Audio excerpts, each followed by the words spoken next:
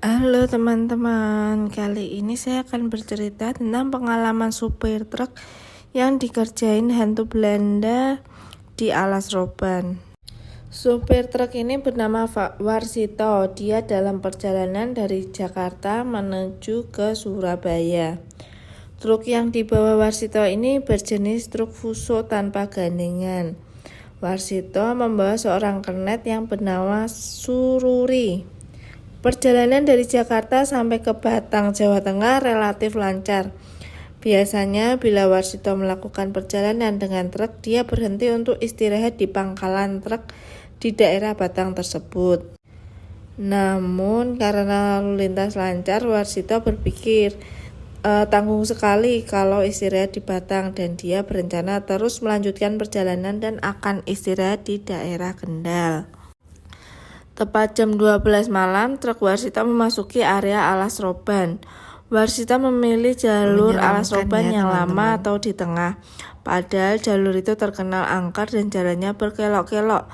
Sampai di tengah-tengah jalur tersebut, Warsito merasakan ban mobilnya ada yang gak beres. Lalu dia berhenti sejenak untuk memeriksa kondisi ban depan. Warsito turun memeriksa ban menggunakan lampu senter karena kondisi gelap gulita. Sementara Sururi masih di atas truk. Setelah dicek, ternyata ban depan sebelah kiri kempes. Warsito memutari kepala truk dan kembali ke samping ban depan sebelah kiri. "Ri, tolong ambilkan peralatan buat ganti ban," ujar Warsito ke Sururi. Wush, Warsito merasakan ada angin yang berembus di telinga kirinya. Tapi Warsito cuek dan berusaha tetap fokus dengan masalah ban. Beberapa menit kemudian, Warsito mendengar suara langkah kaki dari arah belakangnya dan suara perlahan seperti kunci-kunci yang bergesekan. Ting ting ting ting ting. Dalam hati, Warsito berkata, "Aneh, Sururi lewat mana kok tiba-tiba ada di belakangku? Seharusnya dia turun lewat pintu sebelah kiri." Padahal Sururi posisinya masih berada di atas truk karena lagi ketakutan luar biasa. Di mata Sururi terlihat sosok makhluk hitam besar yang menghampiri Warsito. Sementara Warsito mengira yang menghampirinya itu adalah Sururi, teman-teman. Warsito mulai mengendorkan baut roda dengan kunci roda. Setelah itu, Warsito meminta dongkrak kepada orang yang disangka Sururi di belakangnya. Warsito mulai mendongkrak chassis truk dan setelah itu Warsito mengambil ban cadangan ke kolong truk bagian belakang. Sementara di atas truk, Sururi masih menyaksikan pemandangan yang mengerikan. Orang tinggi besar yang berdiri di belakang Warsito seperti mengenakan pakaian company, mirip seperti pemburu yang ada di film Jumanji. Makhluk misterius itu pun mukanya tidak terlihat karena kondisinya gelap. Tapi sama terlihat makhluk itu melepas topinya dan menggaruk kepalanya. Tapi lama-lama gerakan garukan tangannya jadi semakin cepat dan tiba-tiba astaga, kepala orang itu terlepas dan mengending ke jurang di samping jalan, teman-teman.